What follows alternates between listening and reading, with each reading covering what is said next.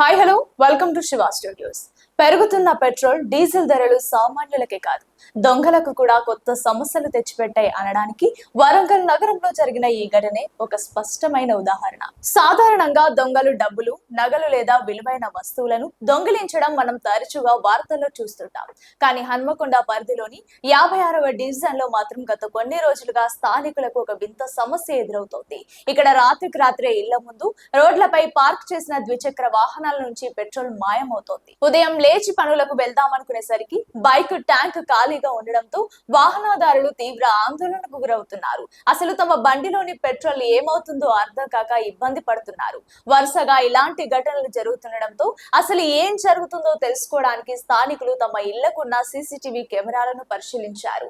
ఆ ఫుటేజ్ లో రికార్డ్ అయిన దృశ్యాలు చూసి అందరూ ఆశ్చర్యపోయారు. అర్ధరాత్రి వేళ ఒక యువకుడు బైక్ పై ఆ కాలనీలోకి వస్తున్నారు. ఆ అమ్మాయి ఎవరైనా అటుగా వస్తున్నారా లేదా అని చుట్టుపక్కల కాపలా కాస్తుంటే ఆ యువకుడు మాత్రం తన వెంట తెచ్చుకున్న ఖాళీ బాటిళ్లలో ఇళ్ల ముందున్న బైక్ల నుంచి గుట్టు చప్పుడు కాకుండా పెట్రోల్ నింపుతున్నాడు. పని పూర్తి కాగానే ఇద్దరు కలిసి అక్కడి నుంచి వేగంగా పరారవుతున్నారు. ఈ సీసీటీవీ ఫుటేజ్ ఆధారంగా కాలనీ వాసులు వెంటనే పోలీసులకు ఫిర్యాదు చేశారు. ఈ ఘటనపై మీ ఒపీనియన్ ఏంటో కామెంట్ చేయండి.